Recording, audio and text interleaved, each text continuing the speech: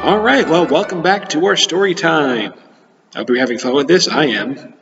I have fun doing all the voices for these characters. Alright, well, we left off with young Master Cubbins in a bit of a mess, didn't we? Yes, every time he takes his hat off, there's another one that shows up. And the king is getting very, very, very, very, very, very, very, very angry with him. Let's pick up right where we left off.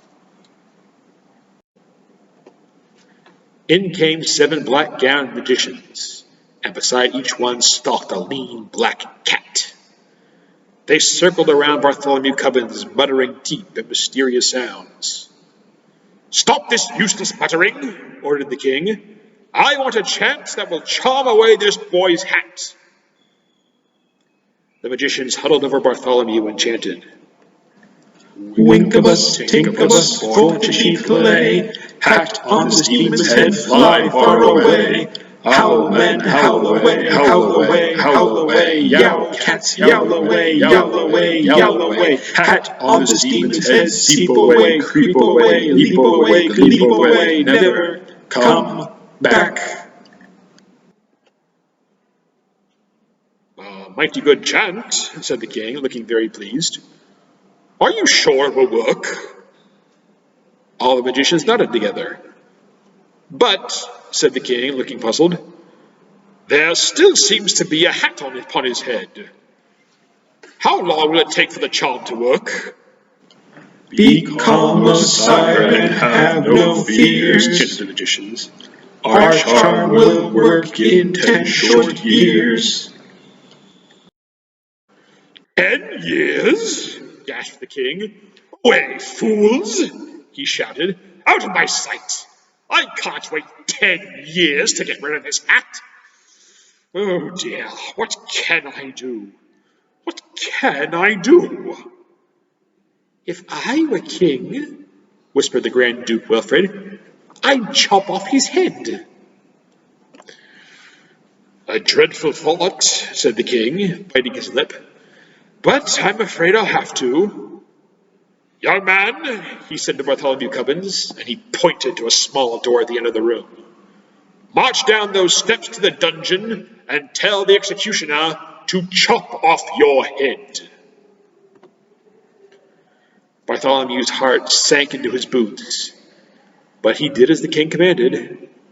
"I must take off my hat," he said to himself as he started down the long black stairway. "This is my last chance." One hat after another he tore from his head. 156, 157, 158. It grew colder and damper. 217, 218, 219. Down, down, down. 231, 232, 233. It seemed to Bartholomew he must be in the very heart of the mountain. "Who's there?" said a voice from the blackness. Bartholomew turned the corner and stepped into the dungeon. The executioner was whistling and swinging his axe idly, because at the moment he had nothing to do. In spite of his business, he really seemed to be a very pleasant man. "The king says you must chop off my head," said Bartholomew. "I might hate to," said the executioner, looking at him with a friendly smile.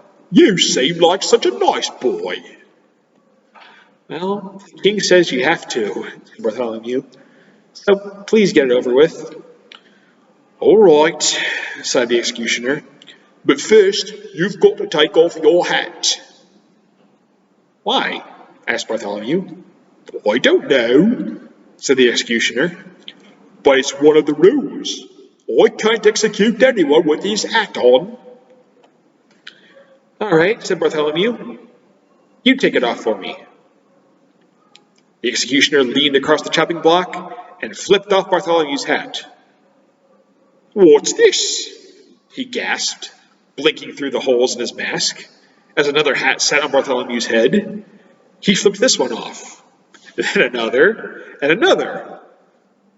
"Fiddlesticks," said the executioner, throwing his axe on the floor.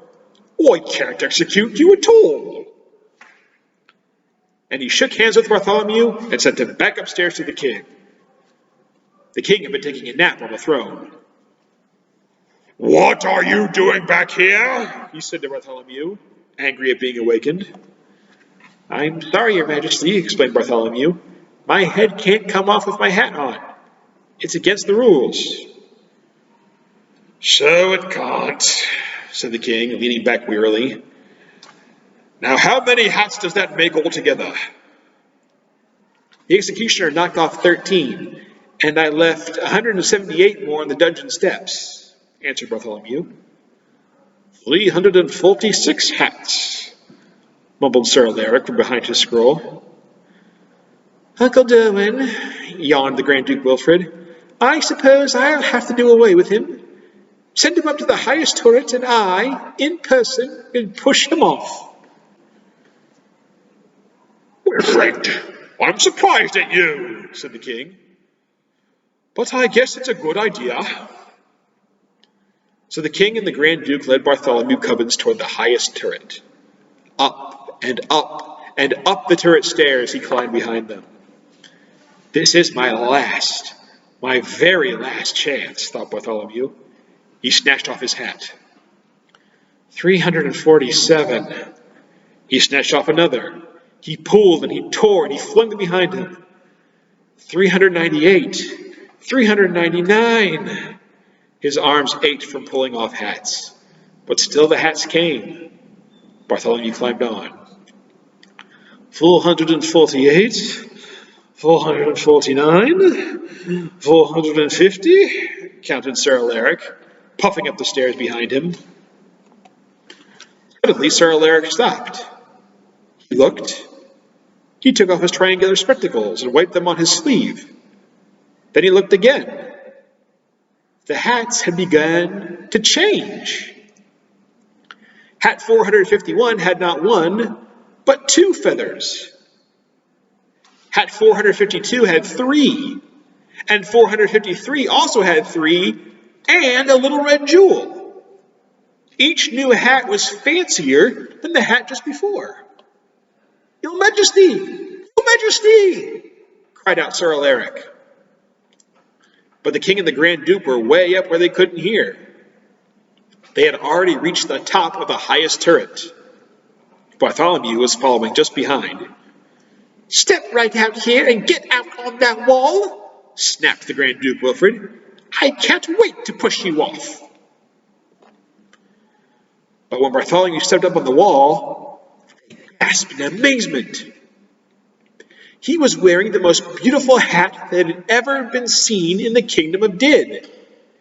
It had a ruby larger than any the kingdom itself had ever owned. It had ostrich plumes and cockatoo plumes and mockingbird plumes and paradise plumes. Besides such a hat, even the king's crown seemed like nothing. The Grand Duke Wilfrid took a quick step forward. Bartholomew thought his end had come at last. Wait! Shouted the king. He could not take his eyes off the magnificent hat. I won't wait, the Grand Duke talked back to the king. I'm going to push him off now. That new big hat makes me madder than ever. And he flung out his arms to push Bartholomew off. But the king was quicker than Wilfrid. He grabbed him by the back of his fine lace collar. This is to teach you, His Majesty said sternly, that Grand Dukes never talk back to the king. And he turned the Grand Duke Wilfrid over his knee and spanked him soundly, right on the seat of his royal silk pants.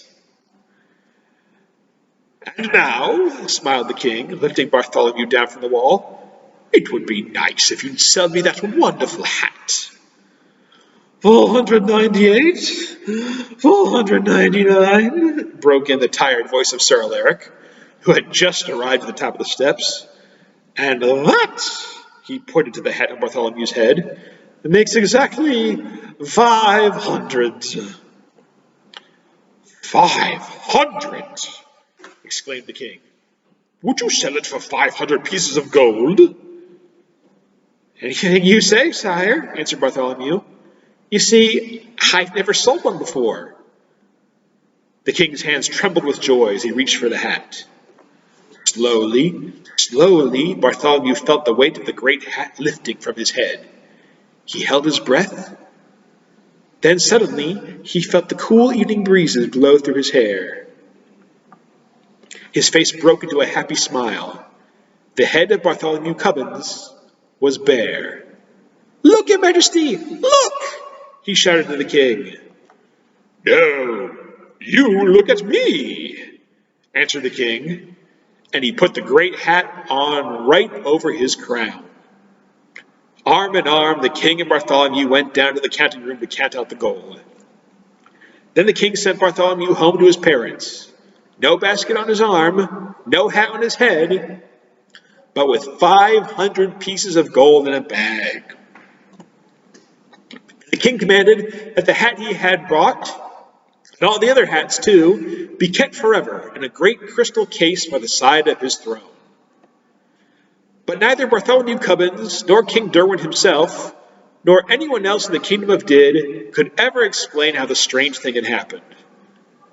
They could only say it just happened to happen, and was not very likely to happen again. Well, there we are. Now, finally, at the end, we come to the end of the 500 hats of Bartholomew Cubbins. I hope you enjoyed that story as much as I enjoyed reading it to you. There is another story about Bartholomew Cubbins. Maybe we'll read that some other time. But for now, we've been going on for a while, so let's go ahead and wrap this up. And I hope you have a great weekend, and I will see you on Monday. Take care.